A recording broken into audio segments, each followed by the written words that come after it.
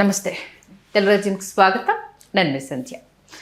Cinema industry ఒకప్పుడు 100 సినిమాలు, 50 మంది హీరోలు, నిరంతరం అదొక ప్రవాహం అన్నట్టుగా కొన్ని వందల రిలీజ్లు అన్నట్టు ఒకప్పుడు ఉండేది. సీన్ కట్ చేస్తే ఇప్పుడు ఎలా ఉంది ఈ పరిస్థితి నేను ప్రత్యేకంగా చెప్పాల్సిన అవసరం లేదు. చిన్న సినిమాలు వస్తున్నా అవి థియేటర్కు వచ్చిన నిర్మాతలకు నష్టాలు తప్పితే ఇంకేం మిగిల్చట్లేదు. పెద్ద హీరోలు ఎందుకింత డిలే చేస్తున్నారు? సినిమా ఇండస్ట్రీకి సంబంధించి ఒకప్పుడు సంవత్సరంలో అన్నన్ని సినిమాలు తీయడం సాధ్యమైనప్పుడు ఇప్పుడు ఎందుకు సాధ్యం కావట్లేదు అనేది 100 రోజుల సినిమాకు సంబంధించి ఒకప్పుడు డిస్కషన్ జరిగితే ఇప్పుడు 100 కోట్ల ఇన్కమ్కి సంబంధించి డిస్కషన్ జరుగుతుంది. ఏంటి మార్పు? మంచికేనా? ఏం జరుగుతోంది తెలుసుకునే ప్రయత్నం చేద్దాం. చరిత్రకారులు, సినీ రాజకీయ విశ్లేషకులు చిల్లగడ్డ శ్రీకాంత్ గారు మనతో ఉన్నారు. ఆయన మాటల్లో. శ్రీకాంత్ గారు నమస్తే. నమస్కారం సంధ్య గారు. ఏంటి అప్పుడు 100 రోజులు ఆడడము గొప్ప, లేకపోతే ఇప్పుడు 100 కోట్లు వసూలు చేయడం గొప్ప అంటే ఏం చెప్తారు? ఆ రోజుల్లో అది గొప్ప, ఈ రోజుల్లో ఇది గొప్ప. దేనికి అదే అప్పుడు నంబర్ ఆఫ్ థియేటర్స్ ఉండేవి. ఏబిసి 3 సెంటర్లు ఉండేవి, 3 స్టేషన్స్, 3 కేటగిరీస్. అలా ఏబి మొదట విడుదలైపోయేవి. తర్వాత మళ్ళీ బిలో బ్యాలెన్స్ ఉన్నటువంటి స్టేషన్స్లో తర్వాత రిలీజ్ అయ్యేది. ఆ తర్వాత సికి వచ్చి సి తర్వాత మళ్ళీ సంవత్సరం గ్యాప్లో మళ్ళీ ఓవర్ఫ్లోస్, మళ్ళీ వేయటం, సెకండ్ రిలీజులు, థర్డ్ రిలీజులు, ఇట్లా రన్ అంటారు. ఇట్లా ఆడే సినిమా. మొదట హిట్ అయిన సినిమాలు 100 రోజులు ఆడితేనే ఆ రోజులు వసూళ్ళు సరిగ్గా డిసిఆర్ అంటారు, డైలీ కలెక్షన్ రిపోర్ట్, దానిని అనుసరించి ఎంత రాబట్టింది, ఏ విధంగా రాబట్టింది అనేటటువంటి ఒక సినిమా పండితులు, ట్రేడ్ పండితులు లెక్క కట్టేవాళ్ళు. ఇప్పుడేంటంటే ఏబిసిడిఈఎఫ్ అన్ని చోట్ల ప్రపంచవ్యాప్తంగా కూడా ఇవాళ విడుదలైపోతుంది ఒకేసారి ఏకకాలంలో. కాబట్టి మొదటి 3-4 రోజులలోనే ఎంత ఎక్కువ రాబడితే అంత మీకు వాళ్ళు లాభాల బాట పట్టడానికి అవకాశం ఉంటుంది అనేటటువంటిది. ఇవాళ ఎంత బాగున్న సినిమా కూడా మనకు 20 రోజులు ఓటీటీలోకి వచ్చేస్తుంది. అది యాజ్ పర్ అగ్రిమెంట్స్ ప్రకారం మహా అయితే 4 రోజులు. 4 రోజుల తర్వాత మనం ఖచ్చితంగా ఓటీటీలో ఆ వెసులుబాటు ఉంది. కాబట్టి ఈలోపు ఒకసారి మౌత్ టాక్ స్ప్రెడ్ అయిన తర్వాత ఏంటంటే థియేటర్లోనే చూడాలి, థియేటర్కి ఎక్స్పీరియన్స్ ఇంపార్టెంట్, ఆ అనుభూతి థియేటర్లోనే అందుతోంది, దొరుకుతుంది అన్నప్పుడు ఖచ్చితంగా థియేటర్కి వెళ్ళి ఎంజాయ్ చేసేటటువంటి ప్రేక్షకులు కుటుంబాలతో సహా ఇవాళకి థియేటర్కి వెళ్ళి సినిమాని ఎంజాయ్ చేసేటటువంటి వర్గం ఉన్నారు. లేరంటే చాలా తప్పు.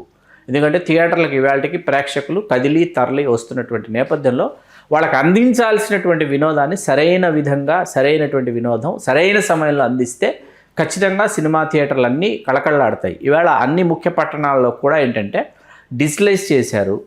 ఆ తర్వాత వాష్రూమ్స్ దగ్గర నుంచి తర్వాత మీకు థియేటర్ లోపల ఉన్నటువంటి ఫెసిలిటీస్ వరకు కూడా వాటినన్నింటినీ కూడా ఆధునీకరించినటువంటి థియేటర్లు ఇవాళ తెలుగు రాష్ట్రాల్లో ఉన్నాయి. కాబట్టి థియేటర్కి ప్రేక్షకులు తరలి వస్తారు. కాకపోతే ఆ మొదటి వారం ఏదైతే ఉందో అది అత్యంత కీలకం అనమాట. ఆ వారం రోజులు థియేటర్లకు ప్రేక్షకులను రప్పించగలిగితే కనీవిని ఎరుగిన లాభాల బాట నిర్మాతలు, డిస్ట్రిబ్యూటర్స్, ఖచ్చితంగా బయ్యర్స్ వీళ్ళందరూ కూడా పొందుతారు. ఓకే, అన్నన్ని కోట్ల రెమ్యునరేషన్స్ ఇస్తూనే ఉన్నారు. ఒకప్పుడు సంవత్సరంలో ఒక్కొక్క హీరో 10 సినిమాలు, కృష్ణ గారు అయితే ఏకంగా 18 సినిమాలు, 18 సినిమాలు, చిరంజీవి గారు 14 చేసింది, 14 సినిమాలు, ఏఎన్ఆర్ గారు, ఎన్టీఆర్ 6, 8. అసలు సంవత్సరంలో ఇన్ని సినిమాలు ఎలా రిలీజ్ చేసేది, ఎలా కష్టపడేది? అప్పుడు సాధ్యమైంది. ఇప్పుడు ఇంకా టెక్నాలజీ పెరిగింది. అప్పటితో కంపేర్ చేస్తే ఇప్పుడు టెక్నాలజీ పెరిగినప్పుడు ఇంకా ఫాస్ట్గా అవ్వాలి కదా. అవును, అంటే ఇప్పుడు ఇక్కడ ఏమైందంటే చాలా మంచి ప్రశ్న వేశారు. సాంకేతికత పెరిగిన కొద్దీ ఏమవుతుందంటే కథ గురించి, పాత్రల గురించి, ఉద్వేగాల గురించి ఆలోచించేటటువంటి ఒక తరం అంతరించిపోయింది. ఓకే, మన తెలుగు సాహిత్యంలో మనం లెక్క కట్టలేనటువంటి కథగా సినిమాలకు పనికొచ్చేటటువంటి కథావస్తువులు కావచ్చు, పాత్రలు కావచ్చు, భావోద్వేగాలు కావచ్చు, అద్భుతమైనటువంటి కథలు ఉన్నాయి. అద్భుతమైన సాహిత్యం మనకు ఇవాళ చాలామంది నూతన వర్ధమాన రచయితలు ఎవరైతే ఉన్నారో చాలా గొప్పగా రాస్తున్నారు. ఇది వాస్తవం. వాళ్ళ ప్రాంతం గురించి కావచ్చు, స్మాల్ టౌన్ స్టోరీస్ అంటారు, స్మాల్ టౌన్ స్టోరీస్ కావచ్చు, ఆ ప్రాంతంలో జరిగినటువంటి ఇతివృత్తం కావచ్చు, దానిని తీసుకొని వాళ్ళ అద్భుతమైనటువంటి కథలు తయారు చేస్తున్నారు. అయితే ఇవి తెరకెక్కే సమయానికి ఏమవుతుందంటే ఆత్మ లోపిస్తుంది, సోల్ మిస్ అవుతుంది. ఎందుకు మిస్ అవుతుందంటే తొందరపాటుతనం ఒకటి, బడ్జెట్ పరిమితులు ఒకటి. అట్లాగే తొందరపాటుతనం ఎందుకన్నానంటే ఈ సమయంలో పూర్తి చేసి ఈ సమయంలో విడుదల చేసేయాలి, థియేటర్కి వస్తున్నామా ఓటీటీకి వస్తున్నామా కూడా అవగాహన లేనటువంటి వాళ్ళు ఇవాళ ఈ ప్రక్రియలోకి వస్తున్నారు. తీయటం ఎవరైనా తీసేయచ్చండి. తీయటం సులభమైనటువంటి మనకు నచ్చినటువంటి కథ, నచ్చినటువంటి పాత్రధారులు, నచ్చినటువంటి లొకేషన్స్ మనం తీసేయచ్చు. తీసిన తర్వాత ప్రేక్షకుడికి ఎంత తొందరగా ఇది అందింది, ప్రేక్షకుడికి అందించడం, మీరు చూసుకోవటం అనేది మీ ఆనందం. ప్రేక్షకుడికి అందాలి కదా, ప్రేక్షకుడికి అందేటటువంటి ప్రక్రియలో వీళ్ళు తడబాటు పడుతున్నారు. అందించాల్సినటువంటి, ఇందాక మనం మాట్లాడడం, సోల్ మిస్ అవుతుంది కంటెంట్. ఆ సోల్ మిస్ అయ్యేటప్పటికి ఏమవుతుందంటే మీరు కంటెంట్లో మీరు ఇంకా హోంవర్క్ చేయాలి, మీరు రీరైట్ చేసుకోవాలి, రీరైట్ చేసుకుని చేయాల్సినటువంటి పరిస్థితి. సాంకేతికత పెరగలేదని చెప్పట్లా. సాంకేతికత పెరిగిన తర్వాత ఏమైందంటే మీరు సాహిత్యాన్ని, కథకు సంబంధించి ఇతివృత్తాన్ని, పాత్రల మనస్తత్వాన్ని మీరు ఔపాసన పట్టాలి, మీరు అధ్యయనం చేయాలి. ఎన్ని నెలలైనా సరే మీరు ఖచ్చితంగా పేపర్ మీద పెట్టి మీరు దానిని చూసుకోవాలి. పేపర్ మీద కథగా మీరు మీ కథని, మీ పాత్రని మీరు ముందు పేపర్ మీద చూసుకోగలగాలి.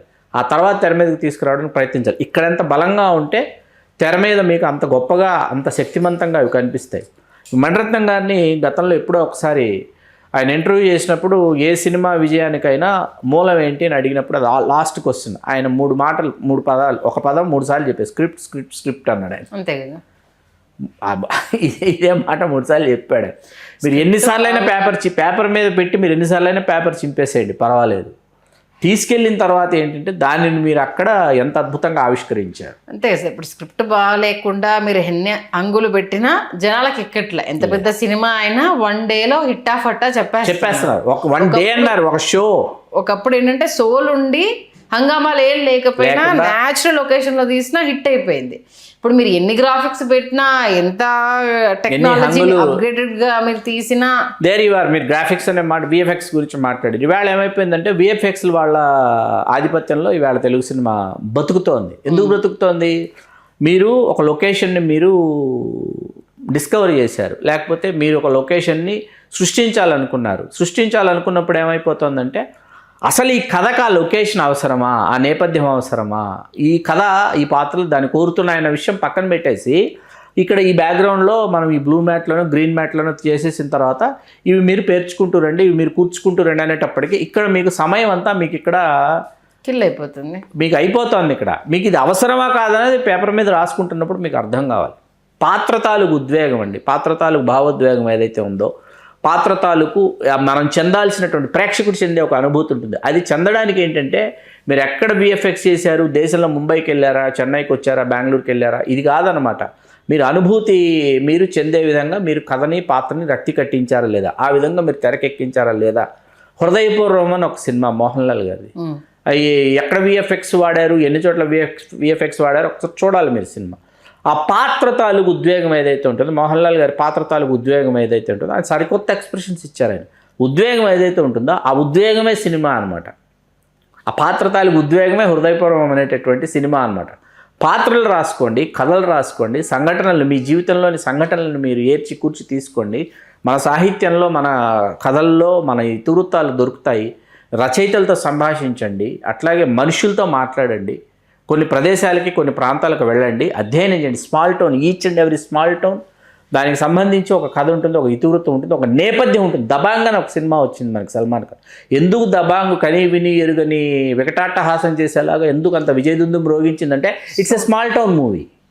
ఒక small town, real life incidents, real life characters, small town movie అయ్యేటప్పటికి ప్రేక్షకులు పట్టం కట్టారు. పుష్పకి ఎందుకు మనం నీరాజనాలు పలికాం, కాంతారాకి ఎందుకు నీరాజనాలు పలికామంటే కాంతారా నేపథ్యం, అక్కడ ఆ ప్రాంతంలో ఉన్నటువంటి వాళ్ళ యొక్క సంస్కృతి ఏదైందో, సంప్రదాయం ఏదైతే ఉందో దానిని ఆధారం చేసుకుని వాళ్ళ పాత్రల్ని రాసుకున్నారు, ఆ కథని సృష్టించుకున్నారు. ఇవి కూడా జనాల్లోకి రావడానికి చాలా టైం పట్టింది కదా. Time taking. ఇప్పుడు లిటిల్ హార్ట్స్ సినిమా సార్, ఏవిఎఫ్ఎక్స్ ఉన్నాయి, మంజుమల్ బాయ్స్ ఏవిఎఫ్ఎక్స్, అవును సౌండ్ చేసాయా లేదా, ఏ రేంజ్ హిట్ అయ్యాయి. చిన్న సినిమాలకు ఎవరింట్లోనో ఒకరింట్లో లిటిల్ హార్ట్స్ చూస్తూనే ఉన్నారు, రాజు బెడ్స్ రాంబాయి చూస్తూనే ఉన్నారు కదా. గ్రాఫిక్స్ వాడారు, స్టోరీ అదే ఆ పాత్రలు ఎందుకు ఆ వయస్సులో ఉన్నటువంటి అమ్మాయి అబ్బాయి ఏం ఈ నాట్ ఓన్లీ లిటిల్ హార్ట్స్ అండి, ఆయన ఒక సినిమా, రాజావారు రాణిగారు అని ఒక సినిమా, ఇవన్నీ కూడా ఆడాయి కదా. నేటివిటీ ఆయనదైతే కంప్లీట్ నేటివిటీ. కమిటీ కుర్రోళ్ళు, ఎంత మంచి సినిమా కమిటీ కుర్రోళ్ళు. ఎన్ని పాత్రల తాలూకు ఉద్వేగం కమిటీ కుర్రోళ్ళలో ఉంది. చిన్నప్పుడు ఆత్రం అని ఒక పాత్ర, వాడు చచ్చిపోతాడు కమిటీ కుర్రోళ్ళలో. ఆత్రం అనేవాడు చచ్చిపోతే మనం అసలు ఎంత ఉద్వేగానికి మనం ప్రేక్షకుడిగా మనం లోనవుతాము. ఆత్రం అనే పాత్ర చచ్చిపోతే అంత బాధ మనకు కలిగింది. అవును. ఏంటి అసలు వాటితో కలిసి మనం ప్రయాణం చేసాం, ఆ పాత్రలతో కలిసి, ఆ ఉద్వేగాలతో కలిసి. ఇక పెద్ద హీరోల సినిమాలు అని అంటే ఈ మధ్యకాలంలో అయితే సీరియస్లీ 2 సంవత్సరాలకు 3 సంవత్సరాలకు ఒక్క సినిమా అన్నది మనం చూస్తూనే ఉన్నాం. పెద్ది రావడానికి ఎంత టైం పట్టింది అనేది, పుష్ప 1 పుష్ప 2 రావడానికి ఎంత టైం పట్టింది అనేది, పుష్ప 3కి అయితే 2029 అంతే 2029లో పుష్ప 3కి డేట్ ఉంది. అంటే ఈ మధ్య 31 29 కాదు, రావడానికి ఇంకో 1 ఇయర్ అన్న పడుతుంది. వచ్చే సంవత్సరం. అంటే ఇప్పుడు ఆల్మోస్ట్ 2 ఇయర్స్ దాకా మనకు అల్లు అర్జున్ గారి దగ్గర నుంచి సినిమా లేదు.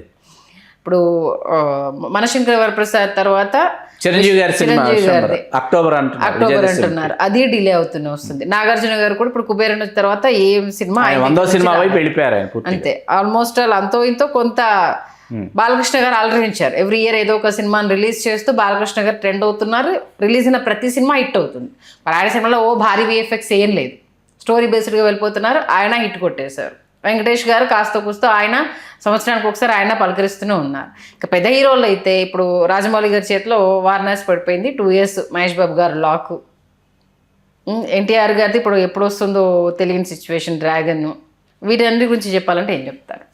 అంటే పాన్ ఇండియా అనేటటువంటి జాడ్యం పాన్ వరల్డ్, దీనివల్ల భాషకు ఒక నటుని తీసుకురావటం, లేదా భాషకి 2 చొప్పుల నటుల్ని తీసుకురావటం, వాళ్ళ డేట్లు వాళ్ళకి నేర్పించడం, వాళ్ళు నేర్చుకోవటం, ఈ టైం టేకింగ్ ప్రాసెస్, మీకు ఒక తర్వాత షూటింగ్కి వెళ్ళిన తర్వాత అట్లా కాదు ఇట్లా కాదు అట్లా అనేటటువంటి మార్పులు, ఈ మార్పులు చేర్పులు కూర్పుల వల్ల మీకు ఏమవుతుందంటే విని ఎరిగినంత ఆలస్యం అవుతుంది. తర్వాత మళ్ళీ పరభాష నటుల్ని తీసుకొచ్చిన తర్వాత వాళ్ళకి ఖచ్చితంగా మళ్ళీ డబ్బింగ్ చెప్పించుకోవాలి. మీకు ఈవేళ చాలా బిజీగా 365 రోజులకి 366 రోజులు తీరిక లేనటువంటి వాళ్ళు డబ్బింగ్ ఆర్టిస్టులు అండి. ఖచ్చితంగా వాళ్ళు డబ్బింగ్ చెప్పాలి. ఈ మీకు తర్వాత విఎఫ్ఎక్స్, మీకు ఈ దీనిలో ఏమైపోతుందంటే మీకు ఇందాక మనం మాట్లాడుకున్నట్టు సోల్ మిస్ అవుతాను. అది పెద్ద విషయంలో మనకు అర్థమైంది. ఆ విషయం పెద్దలో సోల్ అందుకే మిస్ అయింది. సోల్లో లేదు, మీకు పెద్ద సోల్ మిస్ అవుతుంది. ఒకప్పుడు సినిమా రిలీజ్ ఆ ఉద్వేగం పాత్ర అక్కడ చనిపోతుంది అంటే, ఎవరు అప్పలసూరి పాత్ర మన జగపతిబాబు గారు చనిపోతున్నారంటే మనకు బాధ కలగట్లా.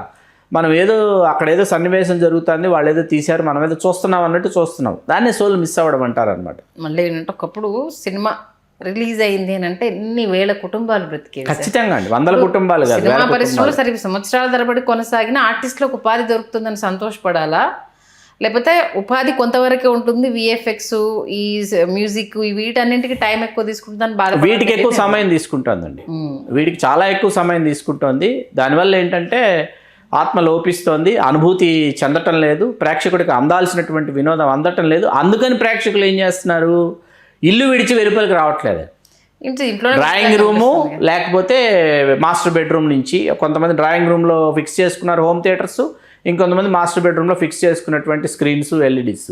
వాళ్ళు అవి విడిచిపెట్టి వెలుపలికి రావడానికి వాళ్ళకి మనస్కరించట్లా. పాత సినిమాలు, ఇష్టం వచ్చిన సినిమాలు, విశ్వనాథ్ గారి సినిమాలు, జంధ్యాల గారి సినిమాలు, వంశీ గారి సినిమాలు, సంగీతం శ్రీనివాసరావు గారి సినిమాలు, కామెడీ బిట్స్, బాలచంద్ర గారి సినిమాలు, లేకపోతే మీరు చెప్పినట్టు కామెడీ జంక్షను, లేకపోతే ఇష్టమైన పాటలు వింటూనో ఇట్లా కాలం గడిపేస్తున్నారు తప్ప అద్భుతమైనటువంటి సినిమా థియేటర్కి వెళ్ళాలి, అసలు థియేటర్లో చూడకపోతే. మొన్న పెద్ద సినిమా అండి, జయాపజయాలతో అంటే టాక్తో నిమిత్తం లేక రకరకాల టాకులు, రకరకాల ఏమంటారు రివ్యూలు, రేటింగ్లు, రకరకాల డిస్కషన్స్ నడుమ పాపం సినిమా చిక్కి శల్యమైపోయింది. కానీ సంబంధం లేకుండా ఆడియన్స్ థియేటర్లకు వచ్చారు తెలుగు రాష్ట్రాల్లో.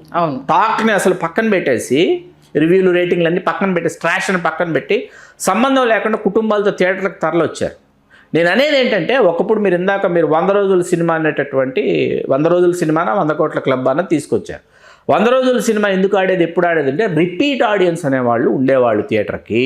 ఖచ్చితంగా 100 రోజులు హౌస్ఫుల్స్ అయిన చిరంజీవి గారి సినిమాలు ఉన్నాయండి. 100 రోజులు హౌస్ఫుల్స్ అయిన చిరంజీవి గారి సినిమాలు, 100 రోజులు హౌస్ఫుల్స్ అయినటువంటి సినిమాలు ఉన్నాయి.